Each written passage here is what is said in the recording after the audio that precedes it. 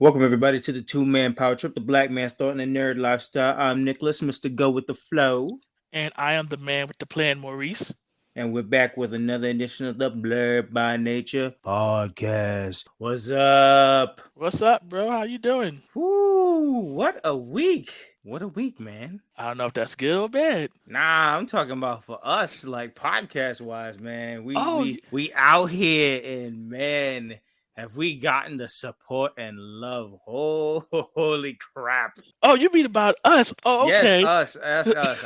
I've been hit up like left, right, and center about what I talked about like last week with my job woes and stuff like that. So it sounds like people like our Vibe Guys segment where we talk about our lives and stuff.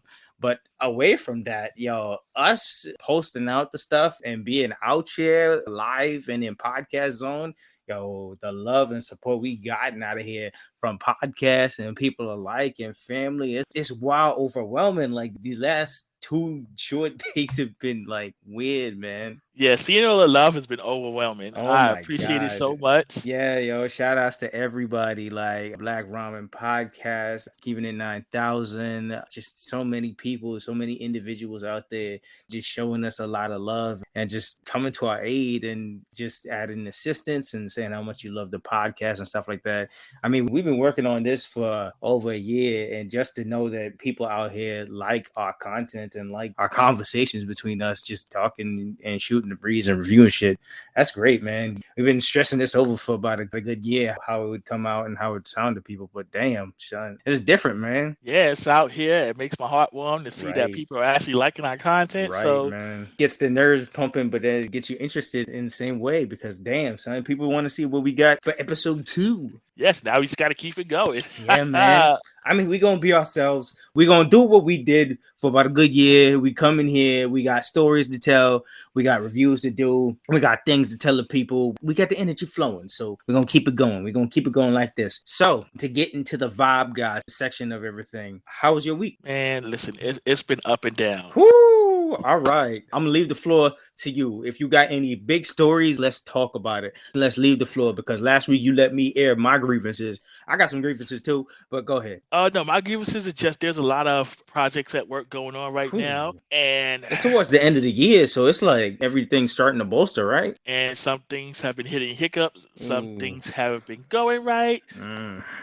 Some things that should have happened haven't happened, and it's just doing like we did here, calling audibles, trying to figure out what's going on. It's like, okay, why is this not working? Oh, because this is not done. Oh, brother, okay, I'm gonna do this, and I'm gonna do this. I'm gonna go follow up with you on this just to make sure that this is done, so it doesn't break anything. Damn, son, the shifts and the maneuvers. I mean, we know that very well here. So, I mean, I know if anybody could handle shifts and maneuvers, it's you. But if anything's like outside of the realm of handling or situations got thrown back, it's like, what's something that's like really, has anything like hit left really like painfully or has shifted you out of what the straight line was to finish your job?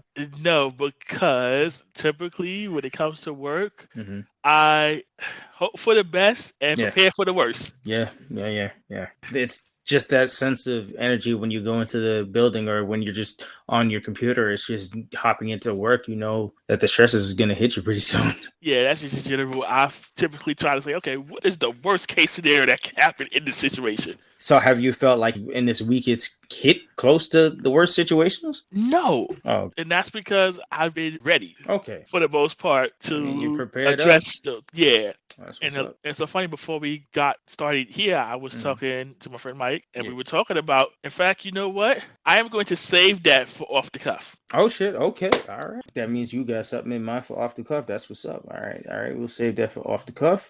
For my week, it's been the second back half of my coworkers on vacation. So unlike last week's scenario, things have been flowing pretty smoothly for the most part. A couple hiccups here and there. Coworker or one or two have been out, so I've been on like survival mode for the most. Today has been the most tiring because a coworker has been out for the last 2 days getting their second shot and feeling the results on that. So it ain't much stress on that, but it's just dealing with the high volume of people, high volume of needs, And then everything is starting to catch up on me. As you would expect, I've been taken away from my actual job that I've been paid to do for about 2 weeks. And now things are starting to really, really back up on the sides of other things. So I kind of feel like it's like preparing to know that you're about to get yelled at for things that you obviously can't control, but do they care? No, they don't care. No. It's part of the nature of the beast. Yep. So that's the dealings of that just in general. Other than that. Oh, I definitely have something else. It just popped back into my mind. Go. Speak your mind, bro. Anybody that's ever bought a WrestleMania ticket, a concert ticket, F you Ticketmaster, F you in your app, F you in your website. Boy.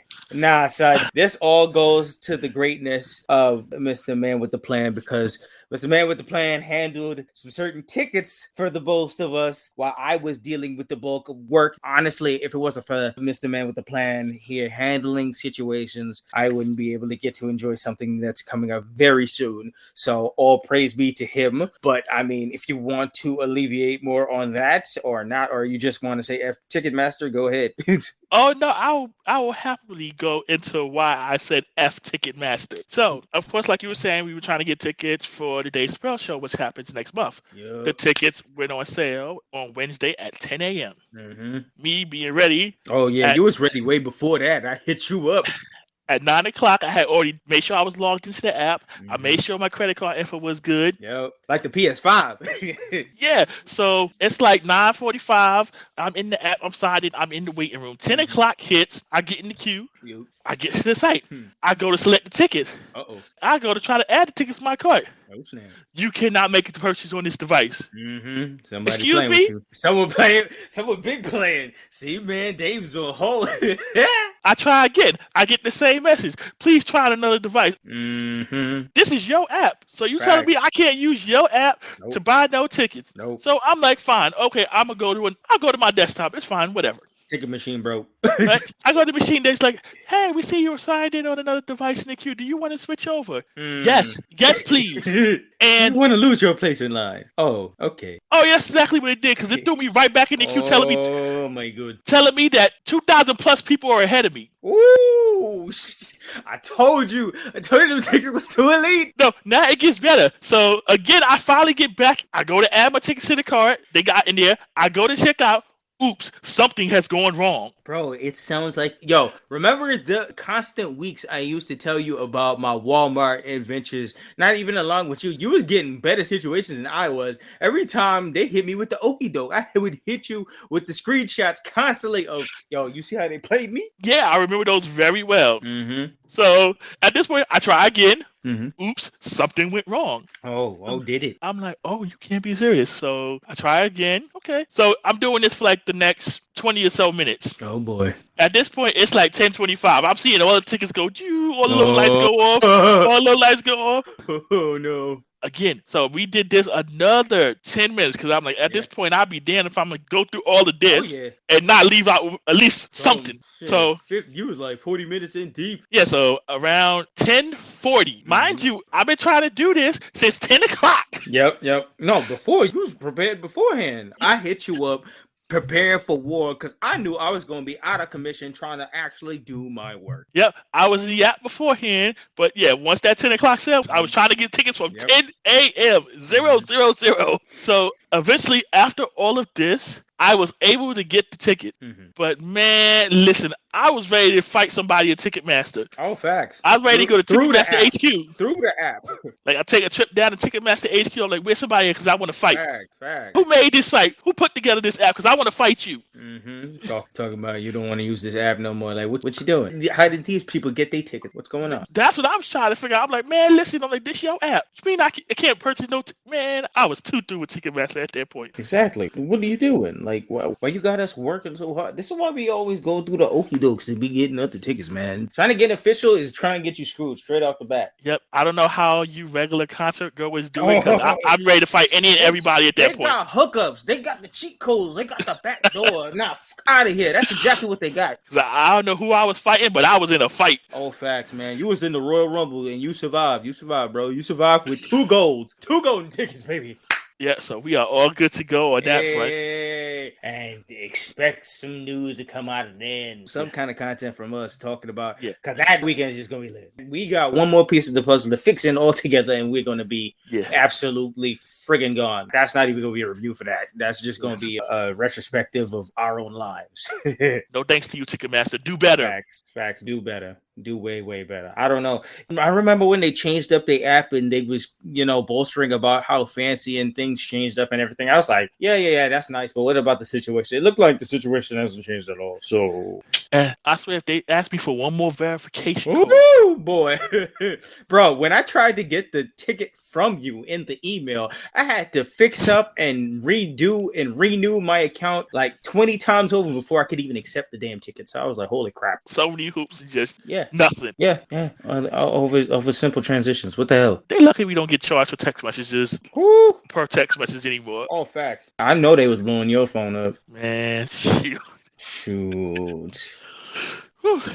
So, other than ticket woes, I'm going to step a little back, still on Vibe Guys, step a little back on Saturday. Me and the captain went out to the Japanese festival in the city. That was pretty good, whatever they had set up out there. It was the last one for the year. They had all types of stuff. There was somebody rocking out, a DJ playing all types of different music, different cultural music, different anime-based music. I knew a whole bunch of openings that was playing out of nowhere. And it was just interesting that I saw somebody from a distance dancing, and they had an Akira jacket on, and there was an energy coming from this certain person that told me in my head, that is my friend. So I went over there and I was like, all right, it's a Japanese fest, but I see a bunch of black people dancing in the middle and their energy is high key. I'm like, nah, it's gotta be. And I ran up to the person, and who would it be? Of course, none other than one of the major people of the Black Ramen Podcast herself, Chatty Patty. And I was hyped. You already know how it is every time we see Patty. It's a beautiful time. There's something about this lady's energy and nature that just brings people together. It's like she finds the perfect people to just hang around and just have the energy booming around it. And they bring a crowd around it. It's always lovely to see their energy. So that was lit. I saw the rest of Black Ramen Podcast and all the homies and all the stuff. So that was fire. The food, everything was great. Everything had big lines and stuff. There's people out there from like freaking Texas coming to the festival and shit. Like, there was just mad stuff. I just picked up a lot of stuff. And the captain enjoyed herself going around, even though she's not the biggest fan of anime and everything along that ways. She came out to support. She enjoyed herself. We went out food adventuring, as you know, aka I'm a foodie. So it's in our nature. So that day was lit. That day on Saturday was lit. That's awesome. Love Patty. So I'm not even surprised that she was there dancing in the middle, because that sounds like such a Patty thing. Exactly is. That's how I knew it. I saw this person from the back and I was like, obviously I saw the Akira jacket, but I'm like, nah, there's something about this that is my friend. That is my friend. That I'm not surprised. So while you were doing that on Saturday, I was with my cousin at the opening of her bakery. Let's go. Clap it up. Clap it up. Clap it up. Shout out to Amy's Cakes Bakery. Cakes all sold out. Blessings. Yes, she sold everything she made. So I'm so proud of her. Yes, clap it up for fams. Yep, so I was out there, got me a little something. That's what's up. Showing the fam love. Yep. Send that support.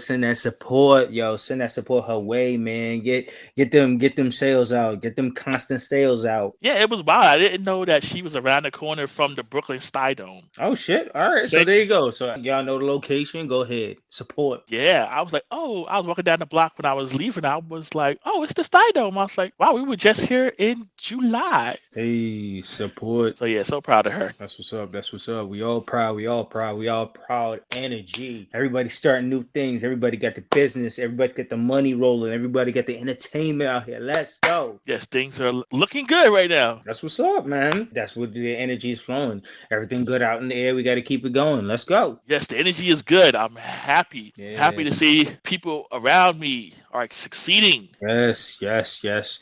And the energy we put out come towards us, so we all succeeding together, and we just gonna continue that onwards. So that's what's up. Anything more of the week? No, I think we're good. All right, so let's switch into the off the cuff. Now I had something down for off the cuff, but you sound like you had something even spicier. So go ahead, brother. Oh no, we're still gonna cover what you wanted Okay. to cover. Okay, So go. this goes back to the conversation I was having with my friend Mike before we got on here, and it goes to talk about being the guy or the girl, aka the reliable one. Ooh. Now this is you're talking about whether it could be at work, Mm-hmm. it could be personal, it could be a friendship. What are your thoughts on being the one, the Mr. or Mrs. Reliable? Being the one is stressful. Being the one to hold things down and have all that energy put onto you, it gives you a sense of leadership, and it's a power that it's like, it's so scary a dynamic to hold, because it's like you have such a command over things and you bring things forward, but it's like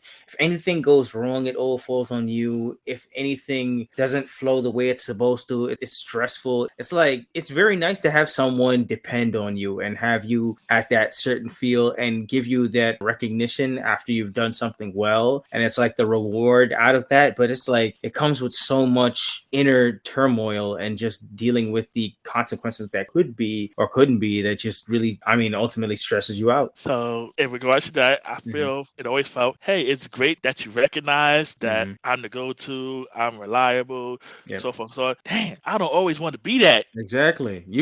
Yes, nobody wants to be that strong all the time. Yep. Sometimes I don't, and this goes for a lot of people. Sometimes you just don't want to take the lead. Sometimes you just like, no, you can't do it. Yeah, man. But yeah, but when you're the reliable one, all eyes eventually come back to you. Shit, I mean, look at where I am with my job. That's the worst part of doing things right or doing things to a certainty, that you get recognized for that just in general, because once you get recognized for it, they're gonna expect it. Yeah, and I know anybody that's listening has either been in that position, understand what it's like to be in that position in any aspect. It's a roller coaster. Definitely a roller coaster. It's like sometimes you're damned if you do, you're damned if you don't. Oh yeah, man. And it's a double-edged sword. Yeah, it's hard. It's even hard to avoid it. Just simple things could put you into the situation just in general. So it's like, if you give a damn for like 5 seconds, you're posted up with it. Yeah, sometimes it just automatically happens, just like your personality type. And it's like, I don't want to be, but ain't nobody else doing it, so you've been thrusted into the situation just for putting your name out there, even for 5 seconds. Yep, and we all know, and we all have one. Yeah, if it's not you, it's somebody else, and if you know what it's under, then it's probably you. Yep. So, what topic did you have to talk about? Okay, my topic is one that we've slightly discussed, but it's more or less the pivotal point of our week when it comes to this podcast. And honestly, I said for off the cuff this week, I said we can talk about support and paying it forward, as we've been doing kind of this whole episode already. I mean, like we said before, we've gotten so many people that talked about us, that is putting us on the forward on their page or shared and just giving us what's up and what for. I mean, this is our point where we would like to just say, anybody who gives us any information, anything that you want us to like plug your podcast out forward and stuff like that, it's something that, I mean, we as a community all gotta, hang together. We got friends, we got family alike. We're the Blerd By Nature Podcast. It's like Blerd's in the title. We're Black men. We're here and we're supporting, Black podcasts alike, podcasts of friends. You give support to get support back. It's just like, I love the community, and that's just what we want to do. So what do you think about support and paying it forward? That's always how it should be. You should always, whatever is done for you, you always want to pay it forward. Yep. You want to support those that support you. Yep. And this week, we've gotten a lot of that. Yeah. So, I mean, it's that back pay time, and it's that wonderful thing of not just supporting and paying it forward, but it's like upcoming plans that we got with other podcasts, and just from shout outs to collaborations that we might want to do down the line. It's amazing times, and it's just really good to be part of that community. Just, it warms your heart. Yep. There are so many thank yous we can give. Oh yeah. And eventually we're gonna start writing down the list so we could cover people just in general, so we don't leave many people out in these shout outs and stuff like that, because we really take it to heart that you guys are supporting us, and we're really gonna push that forward. We see y'all out here, Jabba Tears Podcast and Jabba Tears Network. Oh yeah, we see the Yeah Sports Show. We see 2.5 Bros. Sensei Wanatabe. Sensei Wanatabe. True Hill Heat. We see y'all. SmackDown with the Lynches. We see y'all. Thank you, Chrissy Love. Appreciate you. Yes. Everybody. Big support. We still keeping it 9,000. We saw y'all. Many of y'all out here. We just gonna write it down and then we gonna come through week in and week out. We just about to make a whole other segment of shouting y'all out, shouting forward. So that's what we're gonna shift on with that. That's just a little bit of the love we got. Yeah, this is so much. Like, we can't stress enough that y'all came through big time on our big premiere. Can we talk about for like a minute just the prep time that we've tried to finagle this? Like, from trying to record our first episode the previous Thursday to recording it to that Tuesday to trying to release the episode out front after we recorded on Thursday, and we tried to release it from Friday. I had to edit it all the way taken to the weekend, past the weekend, trying to upload it maybe Monday, shifting it to Tuesday, trying to fix up on stuff, right, to drop out on Wednesday. Like, like, we know about finagling. Oh yeah, and that because it was the first episode. Yeah. And like I told you when we had spoke about it, I was like, the whole first impressions. Yeah, it's important as we seen with all our raving reviews and people coming back to us. Yeah, they liked it. They like us. Yeah, so I just, from that editing standpoint, I just wanted to, like I told you, when we talked about it, I just wanted to give the best us possible. And that's always the goal, to give the best us possible. Yeah, we're going to do what we do. And this is our personality. But, I mean, on the back end of things, I mean, you're chopping, editing, and fixing everything up. That's what's up. I mean, you're meticulously cutting things out. I respect it all the time that you're fixing and finagling us to be the best us we can be, man. And I'm just happy that it came out so well. Definitely. Big time. Everybody super smooth. Super smooth. It's great. Everybody loves the conversation. Yeah, so mission accomplished on that one. A1. We did it. Yeah, we did it, and we're going to continue to do it.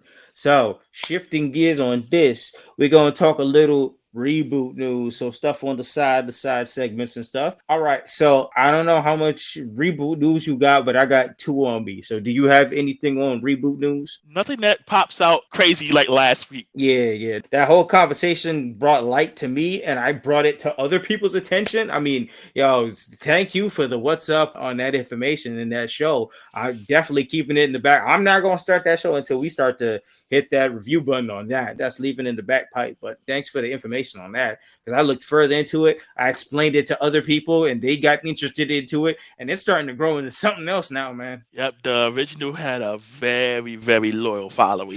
And you sound like you was definitely one of them. Oh yeah. So that's what's up. Trying to touch back into that should be fun. Yeah. Especially you getting your eyes on the reboot. Wouldn't that make you feel on that too? Yeah, especially since none of the original creators or cast are involved. So it's gonna be interesting to see how they manage with the new setup. Facts. So on reboot news, what was it? Either 2 days ago or something. There was news on this a while back, but now we're starting to see an actual teaser into trailer version of this. Now, it's in a sense of a reboot of what we knew of this character, but I wanted to talk about, have you seen the teaser / trailer of the movie Lightyear on Buzz Lightyear? I've heard bits and chatter about it, but I haven't seen the trailer. Okay, I gotta say, after the podcast, you need to check that out. We will either come back with a discussion or we'll talk offline about this, but like, man, they have changed up. They've given Buzz Lightyear a humanistic feel in like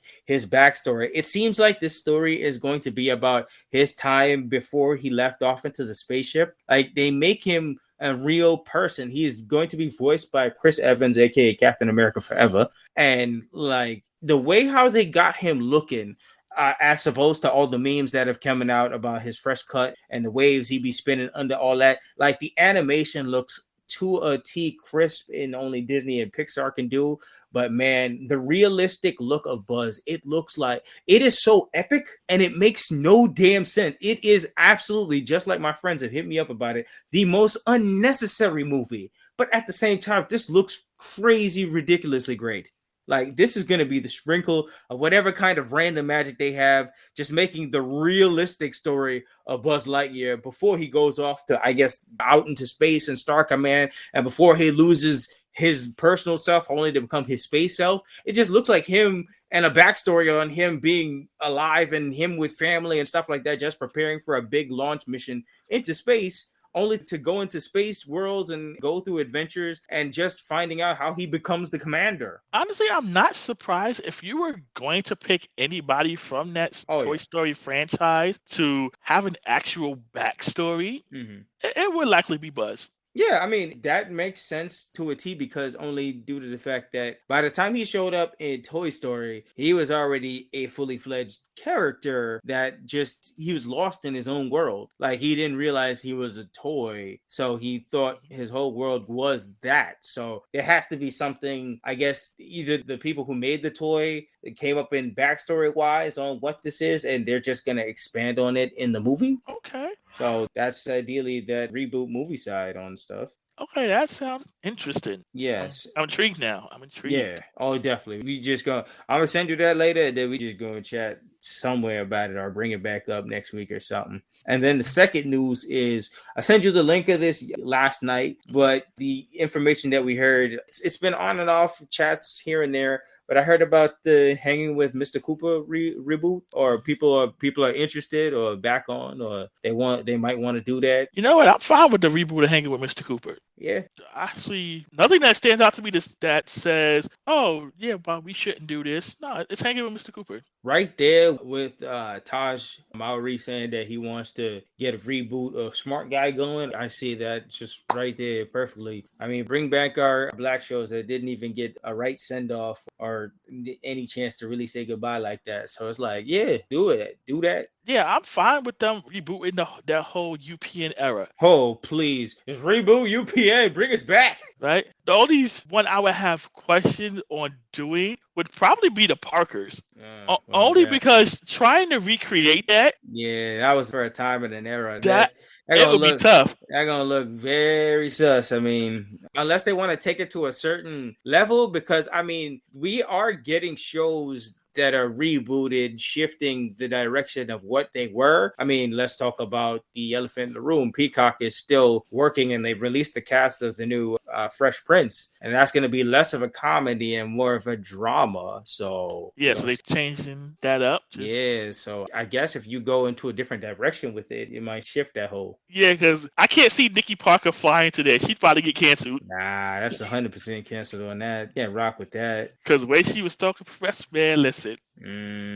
How know that about that? What I don't know. Yeah, the way how she was getting rid of people and schmoozing up with the professor, and they had drunken nights and stuff, and it's like, we have problems here. Like, the show was hella funny, but like, we can't ignore the issues in the room here. Yeah, definitely, because she did some stuff. I remember one episode I saw she forged his name to get a burial plot. Oh yeah, I remember that too. Yeah, there's mad stuff shit going down, man. Oh, the many times that she made a key of his apartment. Yeah, so I'm like, listen. You know what? That just sounds like we gonna put that on the list. That sounds like a comfy couch too.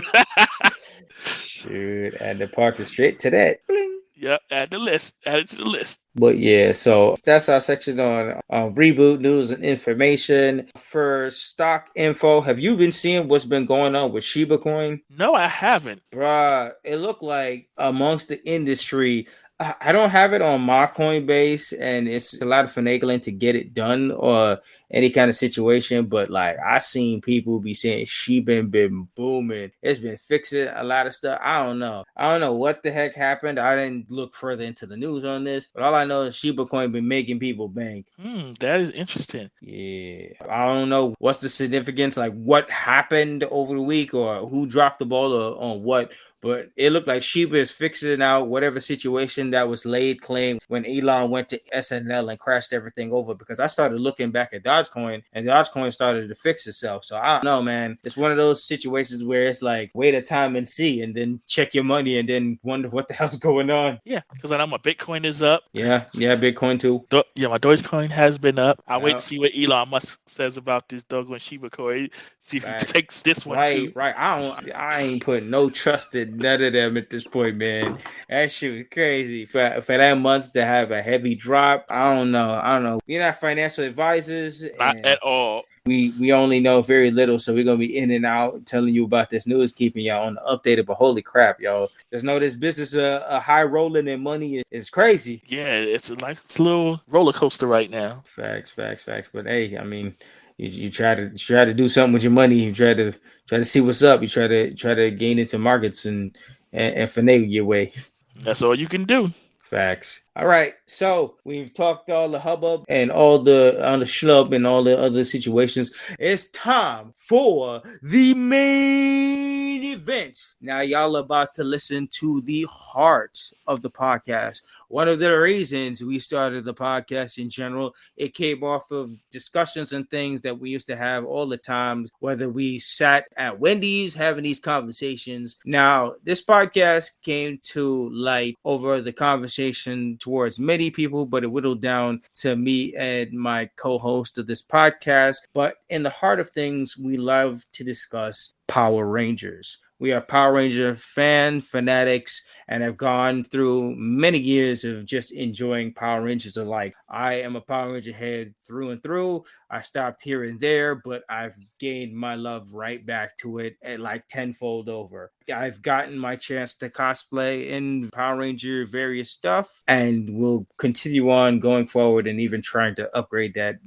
down the line and whatnot. But this main event segment, one of the 3 rotating segments that we have going here, we're doing Down with BMP. BMP stands for Black Morpher Power. And this week we will be reviewing the series Power Rangers Ninja Storm, episode 1 and 2. That is correct.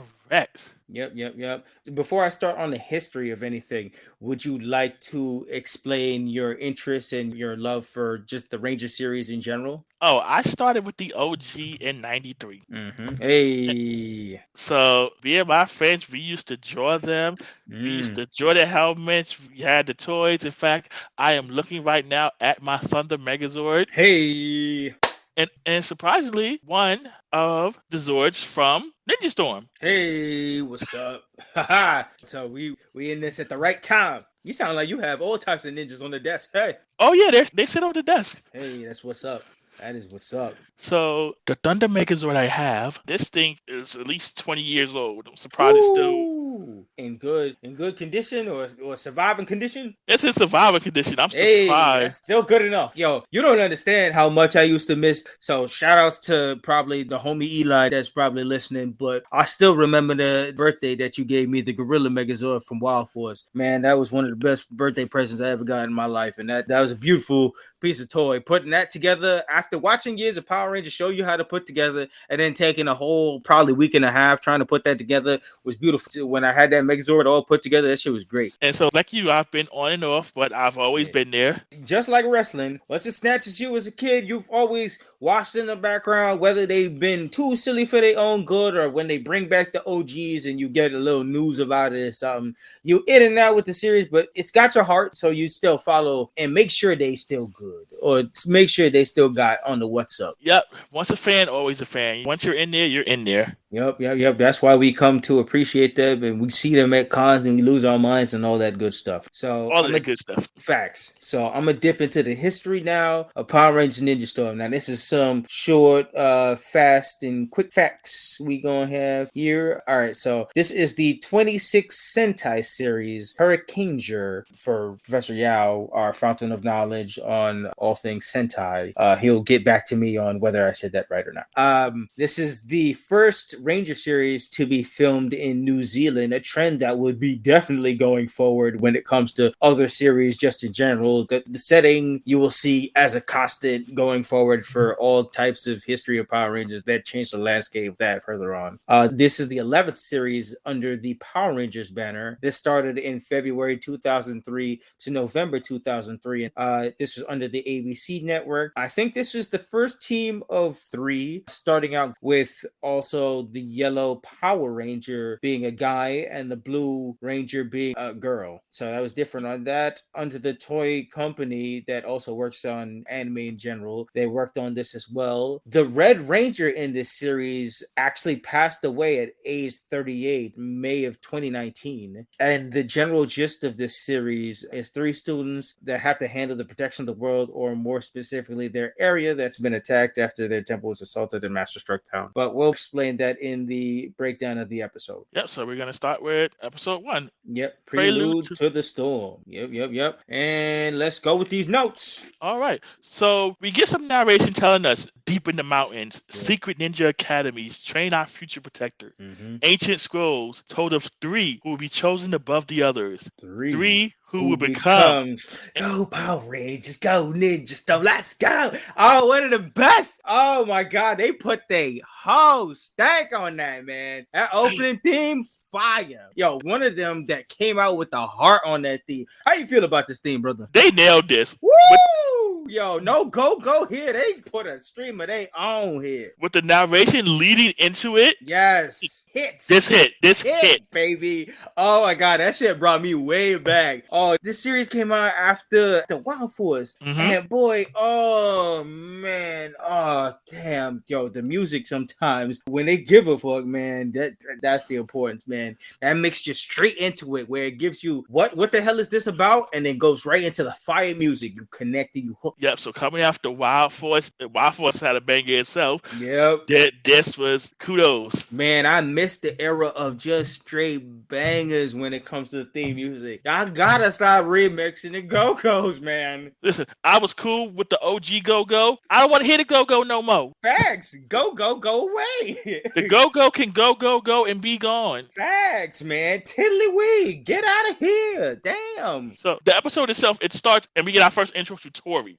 So she's surfing. Yeah, so we catch out on them waves. She comes back to shore and she goes to look at her bag and her watch is going off. She looks at it and she looks worried. Yep. She looked like that rabbit in Alice in Wonderland. I'm late for a very important date. Yep. So she grabs her stuff and puts it in her van. Next we get our intro to Shane, who is skateboarding. He's doing all kinds of tricks. He looked way too big to be flipping all this stuff. Like, what's up, Oos? You doing a lot. So he stops and he's talking to his friend who is complimenting his skills.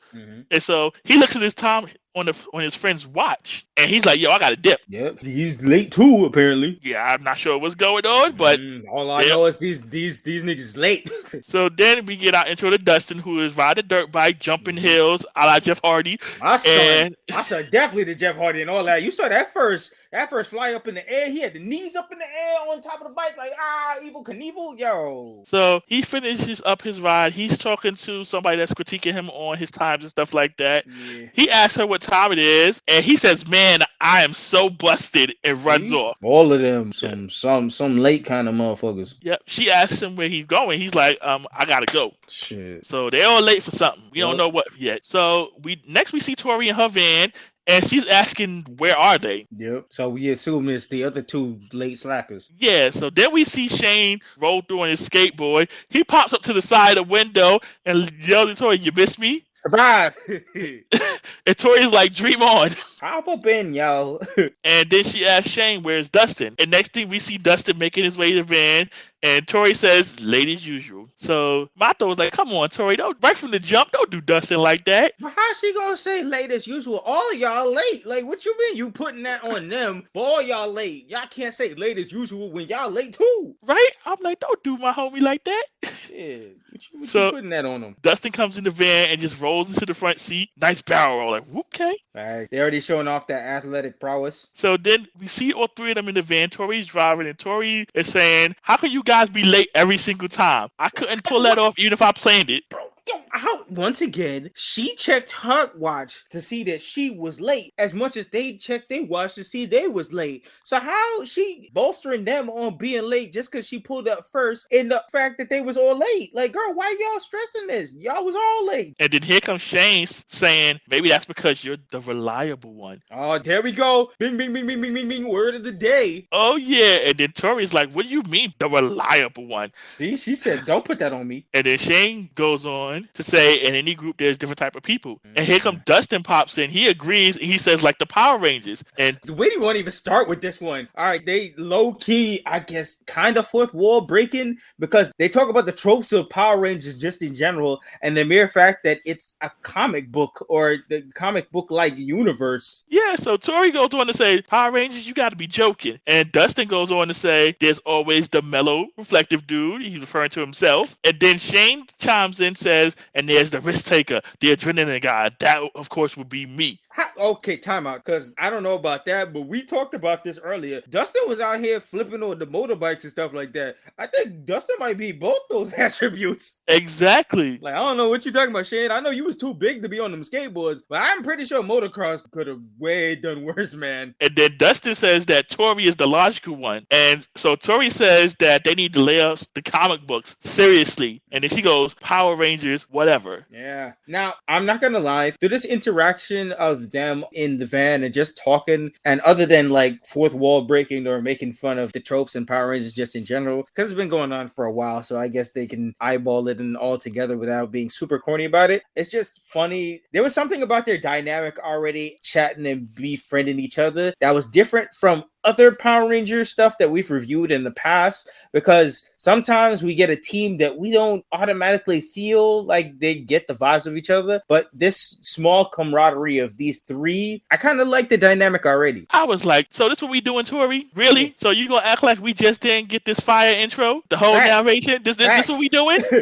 I'm telling you, they full wall breaking. They know what it is, but they like, all right, let's play around with it. Let's play around with it. Other people are too damn serious, so we just gonna play around with it. I bet. So the next thing we see is they show us the van, and the van at this point is in the mountains. Yep. They get out the van and they're in the forest. Yep. And they're walking to a waterfall. So as they're going there, Shane sees a shadow go by. Yo, they got quick strike by these shadows. Oh, you were absolutely right, because as soon as he said that, the shadow came back and knocked all three of them on the ass. Dead ass. And then next thing you know, we see a whole squad of ninjas, and they square up like they want all the smoke. Facts. And then what happens next is completely hilarious. They remove their clothes so damn quick. Like, I don't even understand how clothes work, but they just ripped those off, and then they had complete gi underneath. I was like, what?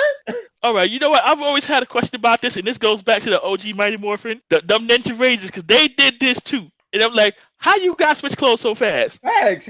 What is this rip-off effect that y'all can just pull y'all clothes and pants and everything and shoes alike and just have everything underneath perfectly? I'm like, what, do y'all have clothes under the clothes? So when you rip off the gi, you got the next set of clothes? What is it, clothes, gi, then clothes? Or is it clothes, gi? Because something ain't adding up.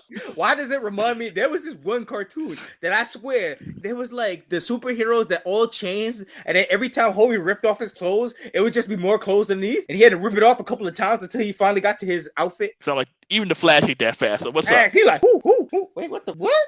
So as you said, at this point, they flung off all their clothes and they revealed their gi. So they got their whole gi set up. Yep. Okay, so I'm here for the ninja warfare. Yup, get ready with all kinds of smoke. So we then see Tori walking on the water. Yeah, she on her Jesus Chakra Naruto shit. And the ninjas are chasing her. So they jump to attack her. She looks up. She loses her footing. Oh, yeah, she completely and falls in the water. And okey-doked herself straight in the lake.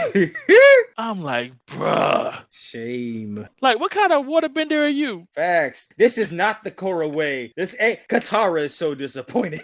So, next, we see Dustin fighting some ninjas. He's completely outnumbered, and he's just getting smacked around and jacked up. So, two of the ninjas go underground and come up to attack him. Yep. So, Dustin, after he's getting surrounded, tries to do the same, except he gets stuck in the ground. First of all, can we talk about the smoke bomb entrance that he tried to like make a disappearance? At first you thought, oh, hey, all right, he got some here. He went poof, and then they went further and he was like stuck underground halfway and shit like that. All I know is somewhere Lin Beifong. The ghetto. Yes, the ghetto. Over here looking like a Diglett. I'm like, oh, son.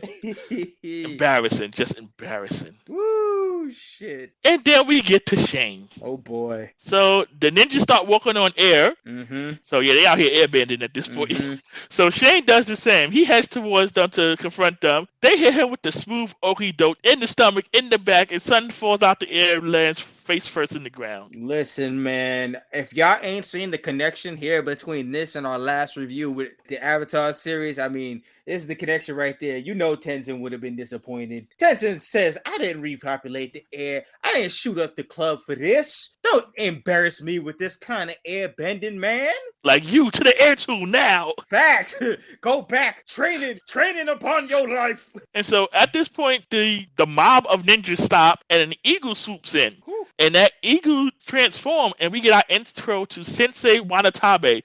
And boy, is he not happy. Sensei was ticked off. He was like, y'all slackers, y'all big slackers, big disappointment. These guys are trainee ninjas. These guys started last week. Why y'all can't beat them? Come on, man. Come with me in the waterfall. So he tells the mob of ninjas, like, y'all, that's enough. We good. So they poof. And then he looks at Dustin, Shane, and Tori, calls them out by name. He tells them he is very disappointed. Oh, damn, the disappointment of a parent. And he expects a visit from them to discuss their lack of commitment to their ninja training. I'd rather you hit me. What the hell, man? And then he walks away and portals into the waterfall. And then here comes Dustin talking about that wasn't so bad. Oh, boy. I guess he didn't hear disappointment in the voice. I'm like, really, bro? Y'all just got washed and y'all look like a bunch of scrubs. You just said he looked like a diglett. I know he must have felt disrespected. Talking about that wasn't that bad. Come on, man. Go in the waterfall. So they also go through the waterfall portal. Mm-hmm. And as they walk into the academy, Dustin is like, tell you what, y'all can blame it all on me. And Tori says, don't worry, we will. Tori, yo, Miss passed the buck. Damn, son. Girl, you had a bad day too. Shit. Yeah, I give it to Dustin. He's a team player. Yeah, he's definitely one to protect the group and be one with it. But Tori is not the person that'll take the bullet for you. Dustin definitely is. Yep. And so the next thing we see the Ninja Academy. Yep. Ninja Academy, baby. Yep. And we hear Sensei Wanatabe telling them that they are students at the Wind Ninja Academy and they've been students for nearly a year. Ooh. But they fail to see the importance of punctuality. And he goes on to say, I would suggest you find a way to change that before you come back tomorrow. Otherwise, I will have no choice but to expel you. Yeah, he said pretty much change or be expelled. And that's wild, man. Only a year in and Sensei ready to give up on their asses. Like, damn. He goes on to say, he says that they have great potential and it will be a shame to waste it. And then he tells them, he's like, okay, now you can go because you must have other studies. This goes back to that professional cut up we was talking about because Sensei right now, he just sliced them up like cheese. Sensei was carving the Swiss ass out of these niggas. God damn. Basically, he said, y'all need to get y'all shit together. Sensei definitely was a high-ranking person that just didn't cut the mustard when it comes to these guys. He legit said, get better or you getting thrown out. There ain't no chances of this. He said, it's been a year. Y'all ain't learned time management. Y'all got to get the fuck out. Yo, between that and that piss poor performance of a battle they just put on. With the newbies, I guarantee you them niggas was there for a month. So they all bow and leave. As they're leaving, we get our intro to Cam. Oh boy. Cam, I mean, this is the reason why talking about my son kind of giving the Wu Shiesty energy. I mean, Cam came in, it was starting to belittle him heavy, man. He was like, these guys is chumps. They shouldn't be part of school. Come on, man. So Cam says to Sensei Wanatabe, I don't know why you put up with them. And Sensei Wanatabe says, well then, Cameron, I suppose that's why I am the sensei and you are the sensei's son. Clap. Yes. Back. Yeah, Sensei went with nothing. Listen, no one is safe from Sensei Wanatabe. He coming for everybody. My son Sensei was ready with the strikes to his own damn child. He said, you gonna sit your ass in the background in this conversation, and you ain't out here in gi, so stay in the back, son.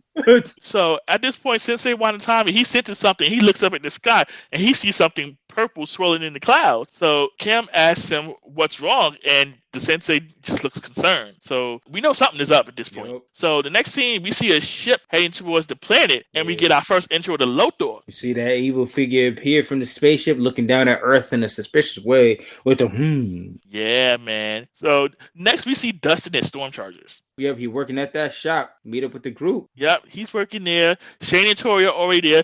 Dustin has mad clocks on his desk. Oh, yeah. Kudos to Dustin right now. He know he fucked up. He taking the bullet for the team. He's giving it that Matt Riddle energy and shit like that, being all to himself. But at the same time, he is like, he took that in strides. He heard what Sensei said, and he gonna work on time management. Definitely making sure on that with all these damn clocks. So he had the clock set at 4:30. At 4:30, all these clocks started going off. Woo. So him, Tori, and Shane at 4:30, they jet out of there. Hold ass. So Kelly, Dustin's boss, says, you're not going to leave me with all the cleanup. And Dustin says, have I told you you're the best boss ever? And he dips. Well, this is where we talk about reliability again. Pass the ball. Kelly, I love you. Bye. Oh, definitely, man. So at this point, they're all in the van. he asked Tori how they looking on time. Tori says they're early. So they see an old couple having car trouble. Tori's like, we need to help them. Shane is like, nah, F them, we gotta go. So Tori is like, nah, we can't leave them out here and something happen. And Shane is like, all I know is if we're late, something is definitely going to happen to us. And it's not going to be all fun and prizes. I mean, right. So Dustin rolls out with his toolbox. He's like, 2 minutes, son, 2 minutes. Honestly, I would say this part feels like thinking with your heart versus thinking with your brain pretty much. Yeah, man. So back at the Ninja Academy, Sensei is there meditating, doing some Sensei stuff. And he senses something. So he comes out of his little place where he was meditating. And he says, Lothor. So zoom. And then who shows up? Lothor in his bitch. And his squad. He got Zergain, he got Chobo, he got Myra and Cop. Yeah. And they here. The whole family, they done pulled up with everything on them. Like, damn, son. I guess Lothor was just waiting for an introduction of his name being called. Pull up. Like, damn, son, how long you been in the sky? That's what I'm saying. So Sensei Wanatabe says to Lothor, he says the dark energy is strong in you. Give me some Star Wars vibes, baby.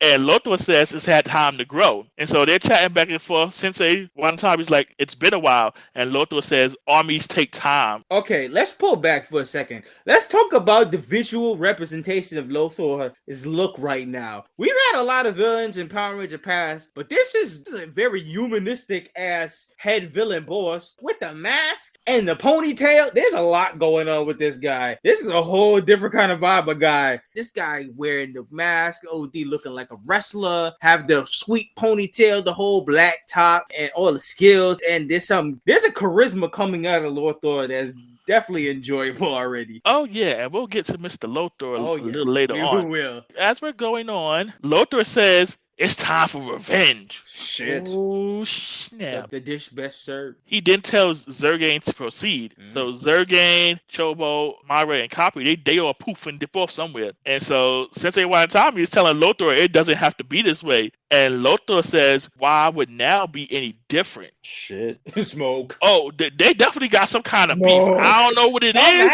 but it's smoke time. This definitely sounds like, it's personal. So Lothor attacks Sensei, and so they going at it. So we cut over and we see the rest of Lothor's squad. They sending out their version of the putties. This is the cow sacks. Yeah, they sent out the Kelzacs, and the Wind Ninja students engaged them, and it ain't going too good for them because they look like they getting handed to them. Cow sacks is these Cybermen too strong for y'all. So back to Tori's van and Shane and Dustin. Dustin says, what if Sensei's alarm clock didn't go off and he doesn't even miss us? Dustin with the wonderful thinking, the hope. So obviously at this point, they're late again. Yeah, 100%. So Shane says he's a ninja master and they don't oversleep. So the next thing we see Lothor and Sensei Wanatabe going at it, and Lothor is coming hard. Lothor whipping that ass. He came with a mindset and a win this time. I don't know what happened in the last time, but this one is smoke. Yeah, this ain't one of those, I'm trying to prove I'm better than you. Ooh. This one of those, you did me dirty. Yep, and he was busting that ass real good. And son, they just going at it. And there's another thing I appreciated, and it was actual kung fu here. Yeah, they were going at it. This was actual legit maneuvers that they was going back and forth with. You've seen a lot of fight styles in Power Rangers, but man, they was going legit kung fu back and forth like two out here. That was really nice. So not only is Sensei having trouble, but his ninja students is getting washed. Oh, they getting big washed. They ain't even fighting the head boys. Them Calsacs is busting their ass. So then the next thing, they tell Chobo to finish it. So Chobo opens up that box that he's been carrying on his back, and a whole bunch of bubbles come out, and it captures all the students, and it sends them right to Lothor's ship. Snatch them up, send them up. They not only took the students, they took the whole academy. This revenge plot is so grimy. My son stole his students, stole his house. Oh my God. I don't know what happened between Sensei Wanatabe and Lothor at this point, but something had to happen. It's extra grimy. This response is mean. Because not only did he take his students, he took the whole dojo. Give me your house, nigga. So, damn. So, nigga said, I want your students, I want your car, I want your son, I want your house, I want your life, I want your wife. So the last thing we see from Sensei is an energy beam heading towards him. That's what we see from Sensei at this point. So at this point, Tori, Shane, and Dustin finally get to the academy, and they literally see the academy being sucked into the air. Listen, never ever in the world of lateness have you ever been more blessed. They saw that, and in the back of their box, I know for 5 seconds they said, "Yeah, we picked the right decision stopping here." Anybody for lateness? Anybody dabbing up for lateness? Dab me up for lateness. All right. Like, all right. Oh my God, the house is getting stolen. Like, see, Sensei, you talking about show up on time? This is what happens when you show up on time. I'd have been in one of them bubbles in space right now if I'd have showed up on time. I'm happy to be where I am. Sucks to be you. You was early, and look at you, dead.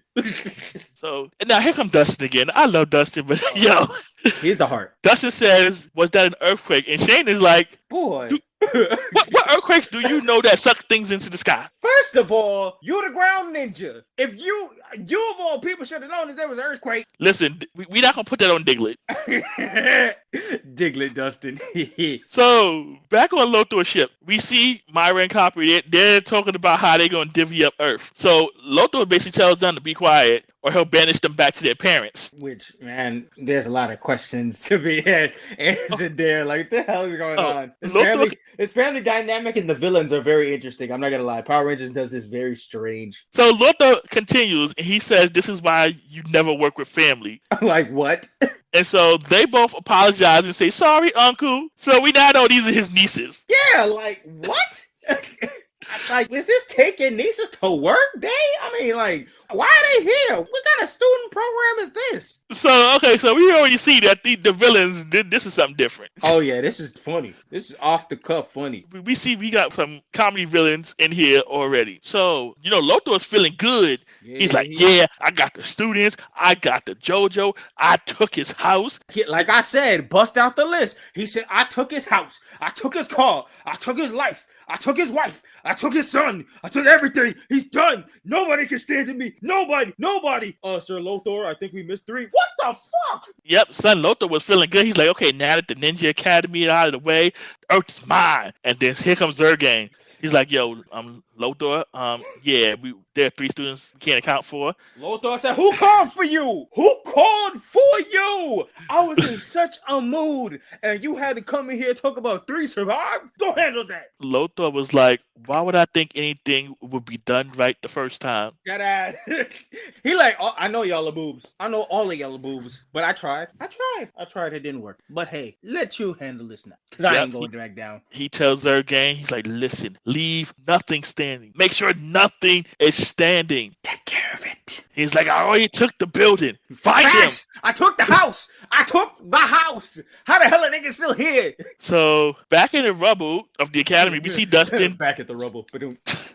We see Dustin, Tori, and Shane, and they're contemplating like, who would do this? What's going on? They did see someone in the rubble, and it's Cam. So for any moment for that, to not get snatched up, to get left behind for dead, and to see him out of the rubble after that asshole-ish way he was acting earlier, man, I would have looked at that. I would have been like, "Oh my God, who survived?" And so Cam come out, I was like, "Oh." The funny part is, so Zergain, it was actually 4, or they'll give enough of an F about you to even count you as a student. Hey, what did Sensei say earlier? Stay your ass in the back. Nobody give a fuck about you, sir. Bye. Right? He's like, they're like, "Yeah, we count 3. I'm like, "Oh, so we just don't give 0 fucks about Cam, huh?" They said he was buried under the rocks, and we call it a day. So they get Cam out, they check on them, and then Lothor's ship starts shooting at them. Kaboom. Kaboom, boom, boom. So they're running away from there, and Cam leads them to an underground bunker. So Shane and Cody asking Cam questions like, "What is this place?"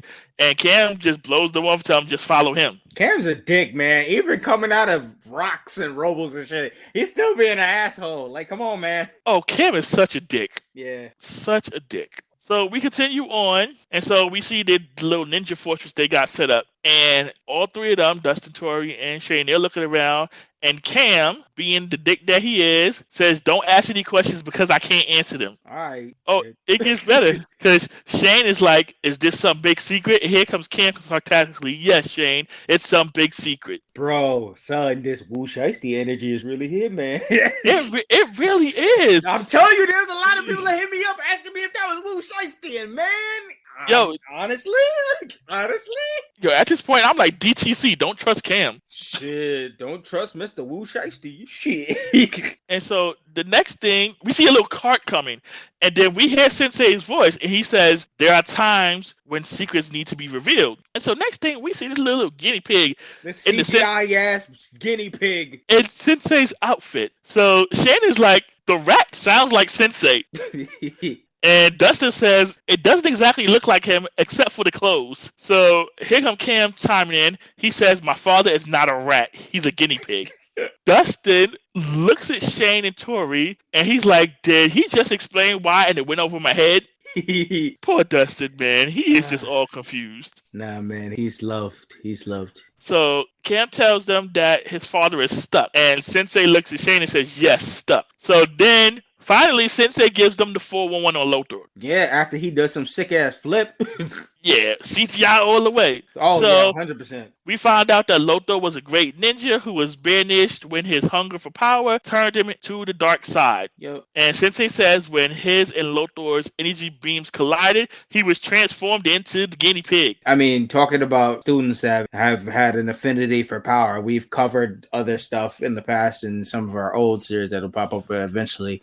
But we've covered stuff like Jungle Fury with Daishi, covered Beast Morphers with that asshole that ran the academy. I think it was Blaze. I mean, like, yeah, there's been histories of students that have trying to hone in on power too much. Now, I don't feel like Sensei is telling us everything. No, but hey, this is... He said, let me give you all the spark notes. So then he goes on to tell us that Lothar has returned with an army and he would do anything to take the planet for his own. Why, Sensei? Why is he coming for the planet? Why did he attack you so ferociously? And he says, yeah, he's coming for the planet unless he's stopped. And here comes Dustin. Who's going to be done enough to try and stop him? Well, sir. And Sensei says, that's an excellent question, Dustin. He said, Cam, bring out the dunce hats. And he says, Cam, the morphers. And Cam is like, you're not serious. Cam said, the who? Now, even though Kim is a dick, I agree with him here. Sensei Wanatabe is better off putting a Zord on and pulling some people off the street than what he got right now. Well, goddamn. Listen, the way they got washed earlier, and y'all been training for a year?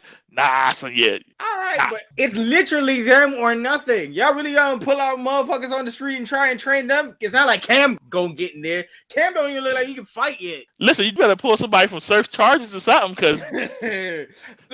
Bro, this ain't Lightspeed Rescue. They ain't got the police force and all these other motherfuckers doing other jobs to pull in. Listen, if the guys that's been there for 1 month can wash them, then, you should be able to pull somebody off the street. Shit, these motherfuckers better hack up in some DNA code like other motherfuckers. So, Sensei Wanatabe says we have no choice. I'm like, yeah, you do. Go recruit some teenagers with attitude. How about that? Sensei, like, this is the only teenagers with attitude I got left, so there you go. You better go into the city, hop in Tory van, and go find some, because, man, These are the only motherfuckers that are going to accept the commands by a freaking rodent, so I'm kind of stuck. I can't go out on the streets and be like, hi, weary traveler. It is me, the guinea pig, who wants to teach you kung fu. What's the difference between that and getting kidnapped by the floating head? I think the floating head could pull you in there. You have to actually have a discussion to have these niggas go through the waterfall. Okay, I give you that. So, Cam ain't with this at all. Zordon was like, I'm going to pluck y'all whether y'all like it or not. The hamster have to talk you down and shit. And these guys are already connected with the hamster. So he's like, I ain't going to go through all this. Lothar could come back tomorrow and smoke us. So y'all going to have to do what y'all do. If y'all get smoked, oh well. So like I was saying, Cam is not with this at all. Cam is like, he's telling Sensei Wanatabe, but these guys, he's like, I mean them? Listen, Cam, hold on. You talking all this smoke and all this shit? Bro, where's your morpher? Where's your stuff? You put one of them on right now. Go out here and smoke. You talking about, oh, Dad, I don't want to give him X and Y and Z. Where's yours? Let's go, bro. What's all this talking? Time for action, sir. Son is not with it at all. He's like, well, they're there. And Shane and Tori look at him and is like, yo, I ain't feeling how Cam talk about us right now. First of all, second of all, Cam, you saw your father got shot and turned into a guinea pig. Where's the son rage? Where's the rage that I see in every son that gets their father attacked and shit? Where's your heart and determination? Seriously, put on one of the morphers and go off there. You talking all this shit. Yo, facts. I'm like, yo, you got such an attitude. I'm like, yo, I don't see you out there putting on no morpher going to fight Lothar. They shot your dad. They took your house. They buried you under rocks. Where's the rage? None whatsoever. You calm cool, but you got this attitude. You a bitch. Are you mad that you got buried under the rocks, or are you mad that Sergey didn't count you in the members of the Ninja Academy? Which one is it? Trash. Sergey looked at the list. He said, "There's actually 4." Nah, he don't count. Nah. It's 3. There's 3, sir. Lothar 3. We're missing 3. 3, sir. The other man probably died under the rock. He wasn't even in gi. And so, reluctantly, Cam brings out the morphers, and he tells them, these are your Power Ranger Wind Morphers. And Tori says, yeah, right. Dustin is like, see, I knew Power Rangers is real. Tori again says, whatever. And Shane says, no way. Yo, Tori, how about you give my son Dustin some props? Right? How about an apology? He's been getting A1 sauce throughout this whole episode. Like, what's good? What's with your grimy ass? You and Cam, y'all some grimy niggas, bro. Yo, facts. Who hired y'all? And so Sensei tells him, Dustin, you are the Yellow Ranger. Tori, you are the Blue Ranger. Hey, so we got Dustin, the Wind Yellow, Tori, the Blue Water, and Shane, Sky Red, the Wind Ranger. Everything that they was doing earlier that they fucked up with, they Rangers now. That's what I'm saying. They could have got someone off the streets. I'm just saying.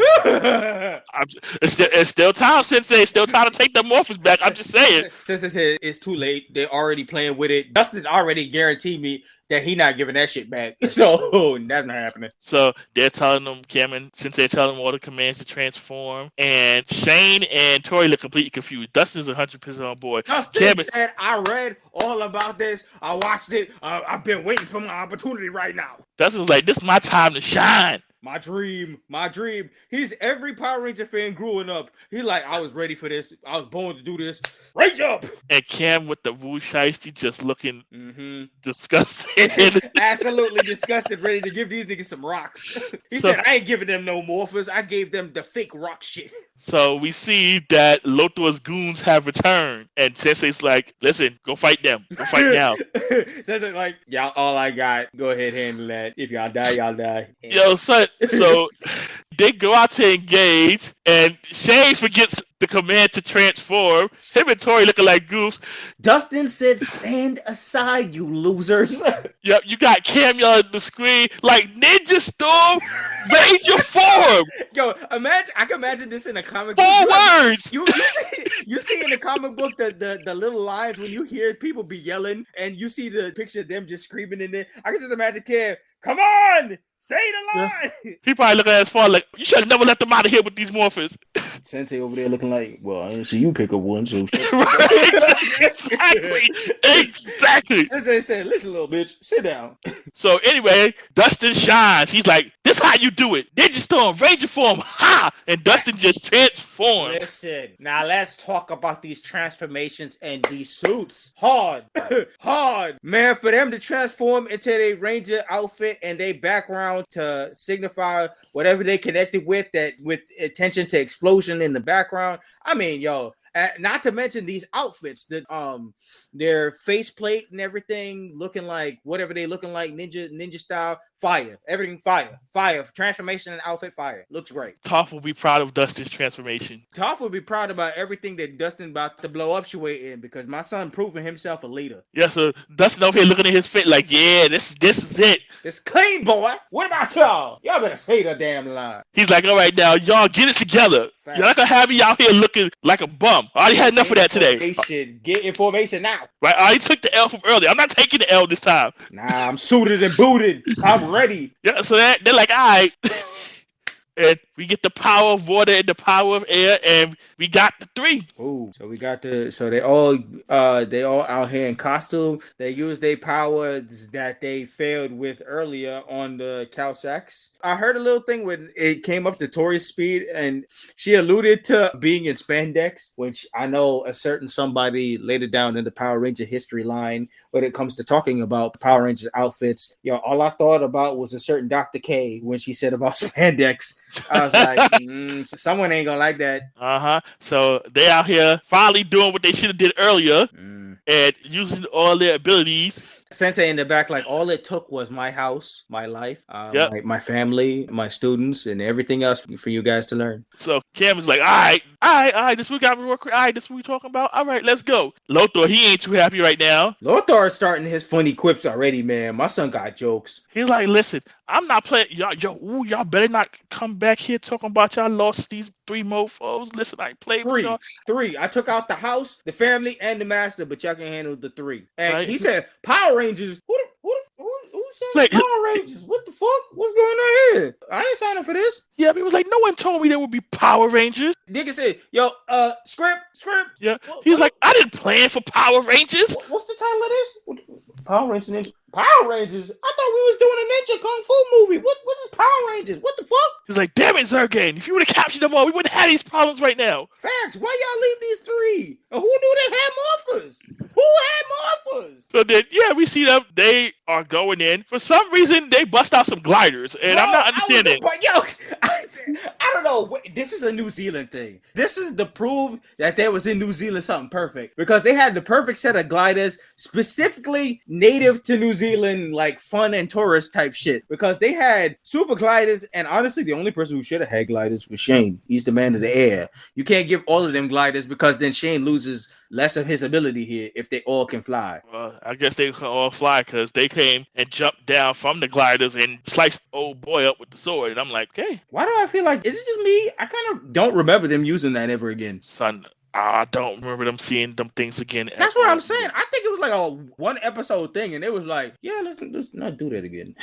So then they pull out the weapons. Well, more weapons. Yeah. This time we got a hammer, we got a fish gun, and yeah, whatever Aquaman ability that shit was. Well, it was a microphone. It was something. Yeah, it's something. It was some mind control. Yeah. All I know is they are washing bad guy. Yeah. Then they put them all together. I was like, okay. Yep, classic style. Put them together and turn that son of a bitch sideways and boom. And they blew him up. Yep. And they celebrate that win. They all go back to the command center. They all Gucci, happy, celebrating that they got the W. They no longer trash. And Master came in the room and they surprised, like, listen, guys, y'all took out some low-level niggas, but there's more to come. There's more to come, bro. It's the 3 of y'all against the whole fucking army. So realize that this is happy now, but it's going to get worse later. Yeah, they're like, we did it. Yeah. When we see most, we did it. Like, nah, cut it out, Dora. We got shit to do. So they back at Ninja Underground HQ. Yup. Their command center. Yeah. They all proud of themselves. They're like, yeah, we did it. And here comes Sensei like, that was today, but this is only the beginning. This is your life now. Facts. And if it hasn't been apparent throughout this whole first episode, Sensei equals Zordon. Cam is alpha. It's a bitchy ass alpha. Yeah. Shit. And that's how we end the episode. Yep, that's the end of the episode. Straight music, no visuals or nothing. It's just straight instrumental of the opening, which, I mean, I don't got a problem with the instrumental. That shit was fire.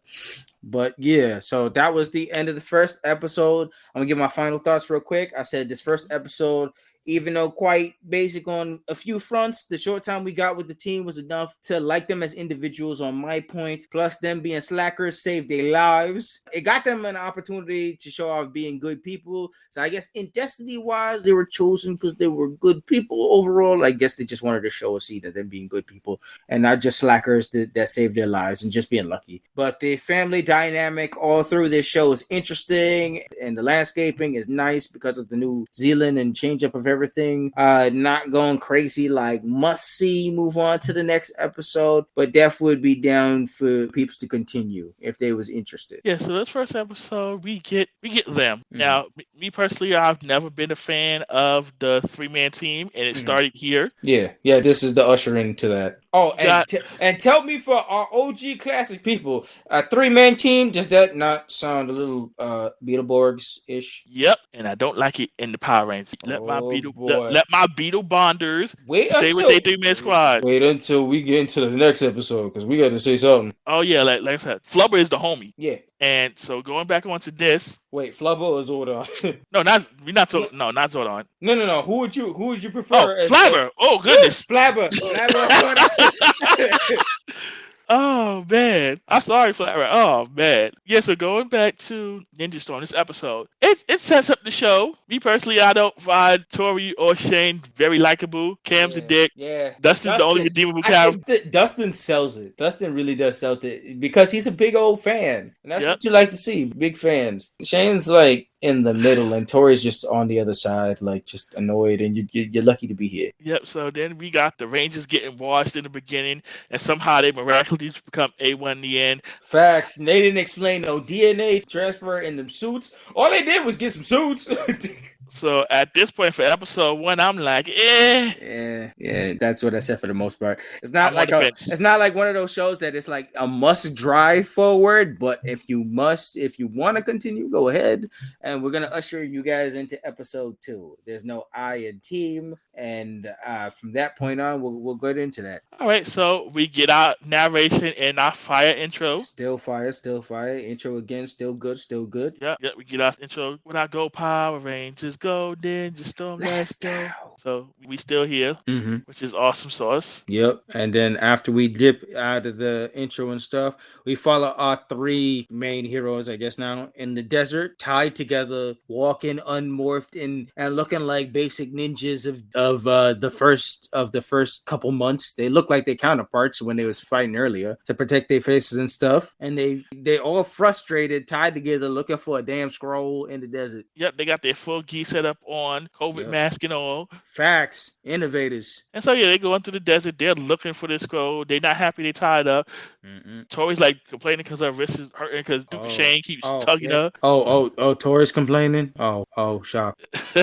And so they're walking and they finally see the scroll. And Shane runs for it.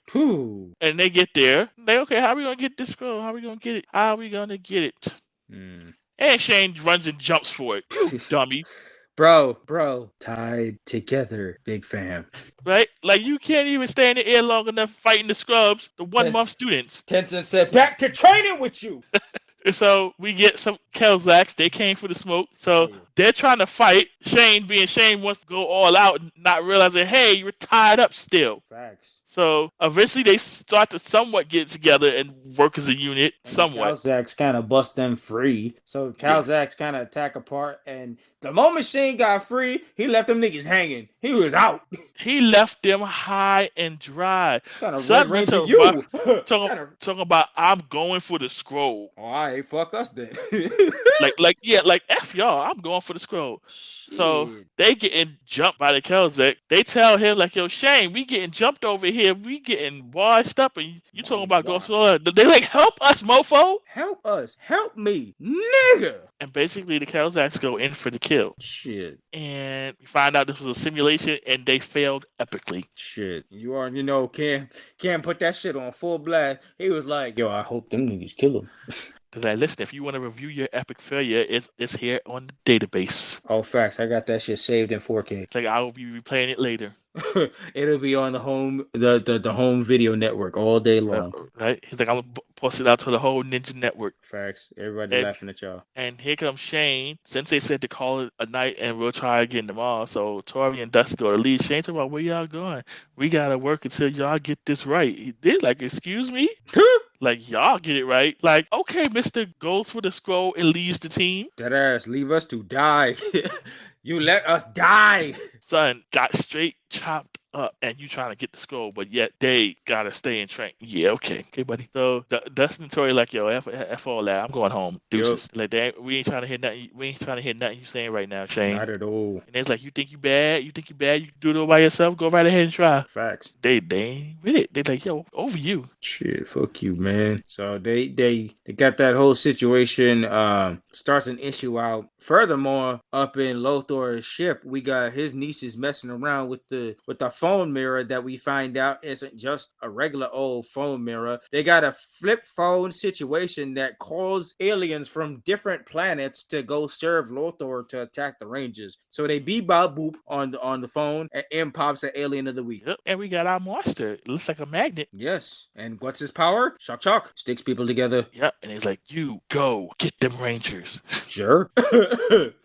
I mean, thank God a random alien from a different planet got pulled here and was happy to serve Lothar. Because imagine this shit just went left and they pulled an alien that just wanted to smoke. Like, just imagine out of the vast universe of aliens we've seen all throughout different series and shit like that. Imagine they bebop booped and got a doomsday that decided to attack their ship. And mind you, they're fighting over the cell phone monster remote at this point. And here comes Lothar. Yeah. He's like, you know what? I don't know why I keep y'all around. Facts. What kind of family? Why? Man, what your parents giving me for this situation, man? Why I gotta raise y'all? Yeah, I wonder what the deal was here. Cause what kind of deal is this? This is like Lothar got the raw deal of this. Facts. What are they giving you, man?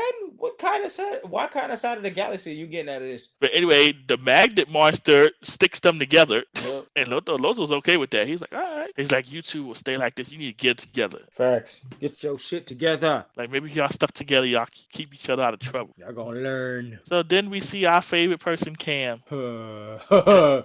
Shiesty. Yes, it looks like he's having a little bit of frustration because he can't get what looks like a Megazord put together. And we see Sensei. I guess he's putting together a puzzle because he's doing Sensei things. Yeah, he going flipping around like Yoda, putting things together with a stick. Yep. And then we see Tori and Dustin, and they're talking to Sensei like, yo, Shane's being an ass, thinking he can do everything by himself. What we do? And Sensei talking in riddles. Yeah, like he will come around. And then so we see Shane. He's skating to get his mind right. Yep. Since identity to the Rangers.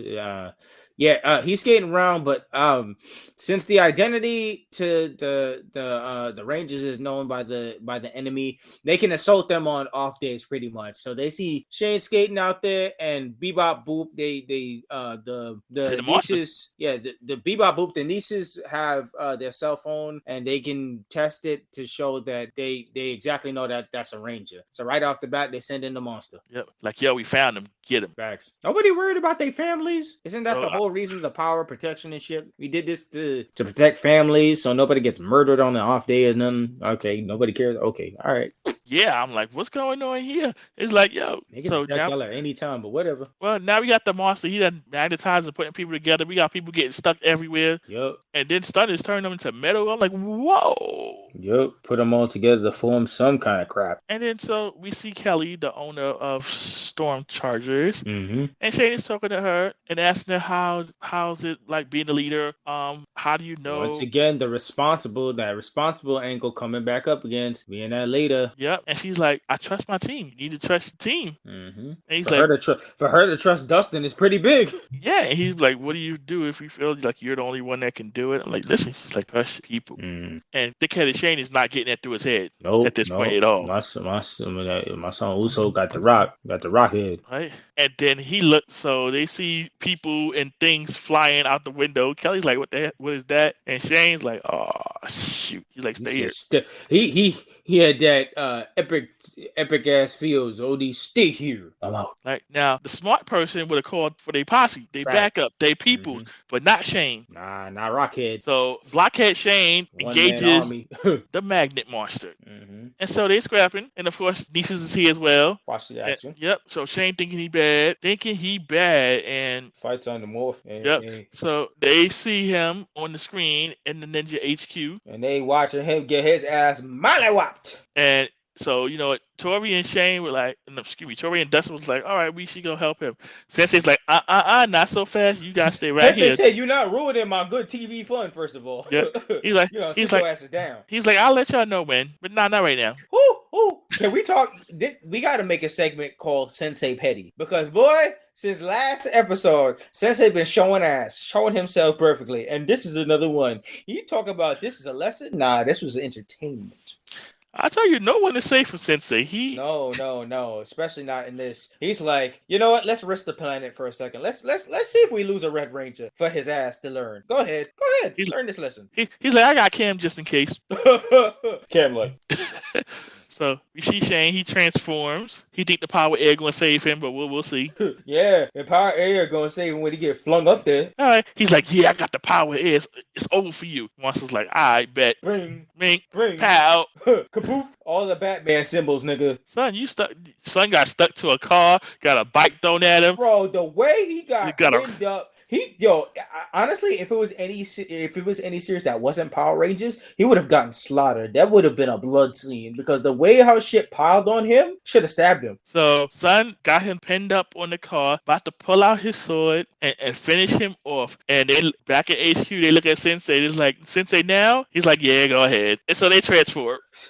Sensei said, yeah, all right, I had my fun. Go ahead, go save his ass. Go save his rotten ass. Can't probably the back of someone. You sure, Dad? And we had enough fun. We got enough video anyway. We can replay him getting mollywop later. Yep. So here comes Tori and Dustin coming in for the save. Mm-hmm. Saved that man's whole life. Yep. And of course, he's happy to see them. Yep. He quickly apologizes because he was a wrong ass. Mm-hmm. And he apologizes, like, okay, guys, I was being a dick. I was being a cam. Yep. And I apologize for that. He's like, all right, let's go take out the monster. Yep. And then that's where Shane starts to get some moxie because he straight up Liu Kang's that Magnum monster. Yeah. He's like, again, sorry for being a cam. Sorry. Yes. Cam on the comm like, hey. He's like, listen, I said what I said. Fact. If you got a problem with it, come take this morpher.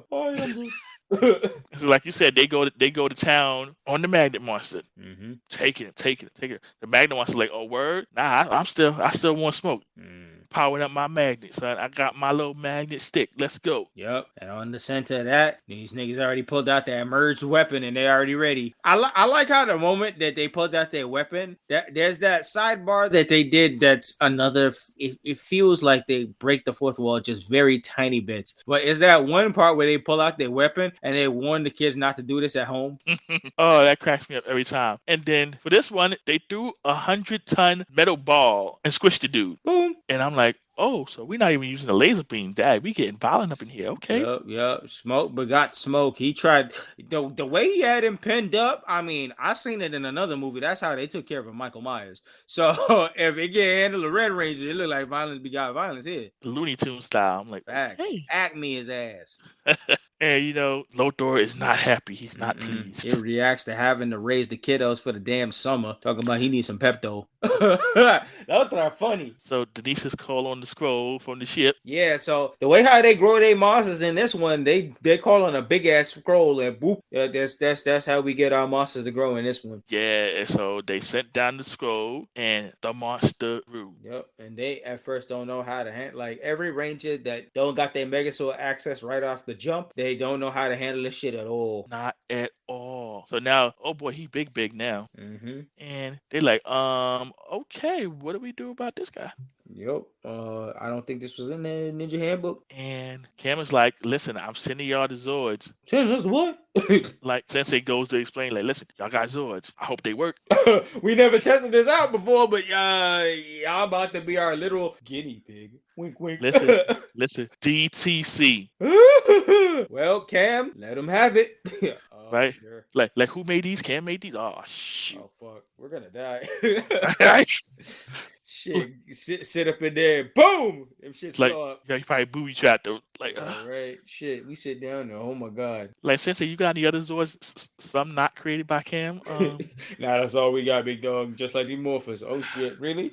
They're like, oh, man. Okay. All right. We gotta do what we gotta do. So they use the Zord. Mm-hmm. We got the Red Hawk, we got the Blue Dolphin, and we got the Yellow Lion. They go through the portals to transform themselves and merge with they transform themselves into digitalized creatures and stuff like that going through the portal, and they merge with growing power disc and stuff. Yep. So they hop on in. They're like, okay. Yep. Here we go. Dustin with the seat warmers line. That should have been their first red flag. Dustin felt the explosion about to happen the quickest. Mm-hmm. He's like, this seems suspect, but yeah, this shit too warm. Like it's about to detonate. Like, okay, but we guys deal with Magnet Head. So, all right, guys, let's get him. Like for Sensei.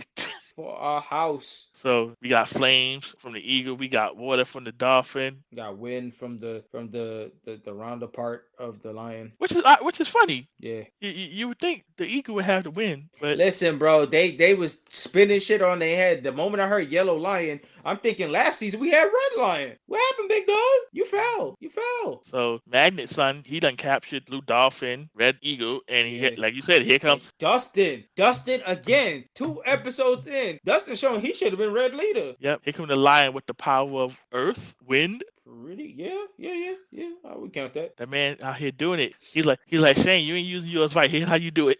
Facts, and say both y'all asses, cause y'all not thinking about this. Y'all not training in the right way. Dustin is prepared. He was waiting his whole life to become a Power Ranger. Dustin like hold his earth bending. Sheesh, y'all big trash. Uses the lion to smash him up, and dude come right back together. He's like, I'm back, round 2, bitches. Facts. It blew his ass up, and he just reformed. I was like, all right, that's different. Niggas usually stay boom, but he reboomed. They're like, yo, Sensei, what the hell? Yeah, he was like, this. Yo, Dustin definitely said this ain't in any of the comic books I seen. Once they go boom, they go. What happened? And Sensei's like, you see them discs? Yeah, use those. I literally, he was like, yeah, that no riddle. There you go. Yep. He's like, make a Megazord. It's like, what you mean make a Megazord? Like, make a Megazord. I said what I said. The fuck? You think Sensei stuttered? Yep. He's like, must make the Megazord. The Megazord will not make you. Like, what? I mean, just turn the goddamn thing, man. I need to walk through like Jesus. Yeah, here come Cam like, yo, just put them together. Fuck. Fact. He's like, yo, I'm getting an aneurysm. Just put them together, guys. It's not that difficult. So they bring the Megazords together and fighting the Magnet Head. The Magnet Head is like, okay, let's go. Yeah, we got the Ninja Storm Megazord ready. Walk through an attack. They talk about inserting the big disc, insert the disc shared between all of them, and out pops something of a mystery that they trying to find out. And this time, out popped out of the power sphere was a sword that had teeth. Yep. Cam was like, listen, you see them discs on your Morpher? It's like, oh, what this do? Take it off. Like, what you mean take it off? It come off? Take it off, goddammit. Make it come off? Oh, it do come off. Okay, what am I supposed to do with this? Put it in the hole. What hole? There's a lot of them on his dashboard. That one, the one on the left. Why does this sound like a conversation with you and anybody when you dealing with IT? Why does this sound like a trigger for you, bro? Yeah, he's like, yo, I put it in there. What do I do now? Turn the handle. All right, so we turned the handle. Oh, Did you try turning it on? Did you try turning it off and turning it back on again? So they're like, things are happening. Yeah, we specifically put it together for things to happen. Yeah, they're like, oh shit, there's a ball coming out here. What the fuck? Yeah, that's what I said. Power sphere, guys. Remember, I just said that. Like, oh, it's a sword. Oh, okay. All right, we can do something with this. Just have your fun. Like, oh shoot, it worked. We took him down. No, wait. Now let's look. Is he gone this time, or is he gonna reappear? Nah, he did. Okay. No. He gone, guys. He gone. They hit that multi-attack triple strike, Kaken no Shin no Jutsu shadow clone, splitting it 3. Turn that some bitch sideways and boom by monster. Cam looking like with back to Ninja HQ, like, yeah, I could have did that. Oh yeah, you could have did that, Mr. Magna Ultra Ranger. I don't see you out here on the battlefield, but I keep talking your shit. Well, at least the doors didn't blow up, so that's I'll take that as a win. Mm-hmm. Tick tick tick. But that was that strange ticking noise. For some reason, it sounded like if I was there longer, something might have happened. Came in the back like, you'll soon learn. The Sensei is saying, yeah, you must be a team, and oh yeah, he finally finished his puzzle. Facts, and it showed the Megazord was the puzzle. Exactly, and so Sun was sitting here all this time, even through all the entertainment. Sun was just building together his puzzle. Facts. He was like, I knew it all along. And here comes Loto. They got Zords too? He said, nah, hand me this motherfucking script. Power Rangers, Megazords, weapons, survivors. What's going on, guys? Guys, get it together. What the fuck's going on? What's going on? Yeah, mind you, the monsters have been destroyed, but the nieces are still stuck together. Loto was like, oh hell no, yeah. I'm just that he was like, I honestly I did that myself. Fuck out of here. Y'all gonna stay like that, so you're out of my hair. I need to go drink some Pepto-Bismol. I need to read the script. I'm sick of y'all. And then we see some thunder flow all over the place, and we see 2 other Rangers. Yeah, which is the most interesting part of the episode, honestly. That clip, the 2 people just pulled up, and you're like, the fuck is going on? They pop out, and they got evil radiating energy coming off them, and Lothar looking off like, all right, now the party can begin. Shit, you got ranges? I got ranges. Yep, Lothar looks very happy. And that's how we end the episode off that cliffhanger. Listen, someone's like, oh, this what you doing? Wanatabe? Hold on, I got... You want to play ranges? I got ranges. Yep, he's like, hold up, I got something for you. Shit. You want to bring it to the ghetto? Right. I got the Thunder Ghetto. Let's go. Right? Gonna bring some Power Rangers up in here. Like, I bet. Shit, I got my own. So my final thoughts, honestly, throughout this whole episode, to be honest, like I said, the ending shifted the whole thought of this entire episode. The basic team build that came with the reason going all the way to teamwork and Megazord was a good lesson, but this definitely felt like the most childlike thing of the Power Rangers. Like, it was teaching good overall lessons, but there was something like overarching, like, you know, when you watch a kid's show and they're trying to like press something specific, like they're trying to show you something that you have to specifically learn on this episode, and it's like it's thrown in your face. It's not really like a hidden message. Like we want to make it a certain that you guys work together, teamwork, understand you can't work by yourself, be a leader, work with your team, make sure people aren't left out and stuff like that. It just felt very apparent to be a definite kids lesson of a TV show. And then for the most part, even talking about the fourth wall-ish, like don't try this at home, kids, because they know their audience is kids, straight up. Things felt simple for the most part, though. We got some big things, though. Legit, the arrival of Evil Rangers is a big enough hook to keep wanting to go forward. It's not the best reason to fully continue, but it's enough to want to see at least where this next story continues on for sure. So my thoughts are simply this. They wanted to get you to like the Rangers as a whole. They tried this episode was all about team building. Yep. And in regards to that, it somewhat did its job. Yeah. Honestly. Does anybody like Tori any better? No. Shane proved he was an ass in this episode. Yeah, he apologized, but I mean, Sensei, you can tell that these definitely weren't his first choice. And honestly, if he could have picked up the pizza dude on the street and Kelly and one more person. Yeah, I was just about to say, Kelly sounded like a perfect person, especially the way how she gave leadership shit. Sounded like he should have grabbed her. He probably would have if he could have. Now that we know that Lothar has Rangers, it's intriguing. And as for the episode as a whole, from episode 1, it's still Yeah. And I would say this series as a whole, like after 2 episodes in, what would you say? I would continue it if I had nothing else to watch. Yeah. It's not a must watch. I'm telling you, the cliffhanger on episode 2 will get you more hooked on continuing the show than the first episode. That's honestly it. Because legit, the whole episode goes by and you're like, okay, they already got things handled. Things seem calm for the next. I mean, the evil baddies already sound like they got an issue going forward. And then you got Evil Rangers pop up. So you're like, okay, where can we go with this? Yeah, so for this one, if you not had a Power Ranger series or if you watched all of the rest of them, then you come back here. But this is definitely one of those I put in the queue and I'll come back to when I don't have anything to watch or I want to see something facts okay-ish. And not to mention these Rangers, on another super side note, continue our conversation on the Beetleborgs comparison, because these niggas look like bugs. Yeah, so 3-man, 3-man, bugs. I mean, this Power Rangers the motif for Beetleborgs. It sounds like they just got the rights and they was violating. If we going back to 3-man teams, let's not throw VR Troopers in there too. That too. Shit, we pointing out a lot of things out here, and I don't know. Power Rangers sound like they putting their foot down here. But yes, mentioning Beetleborgs, yeah, them 2 Rangers that Lothar got, they definitely look like they got some bug characteristics. Mm-hmm. A lot of bug motif going on here, and I don't know, man. This sound like Power Rangers putting their foot down. I mean, this is the season after the whole Wild Force debacle where they had the Forever Red, where they dogpiled the Beetleborgs. I still feel a way about that. Oh my God. They literally got the stomping rights to Beetleborgs so Power Rangers could OD mollywop them in the most epic beatdown ever. They trashed every remnant of Beetleborgs, man. They turned them evil for some reason and they had mollywop. It was like, you should have never tested to us. I'm like, how you turn the Beetleborgs heel? How dare you step to the mighty reign of the Power Rangers, baby? Sunflower would just be disgusted. Facts.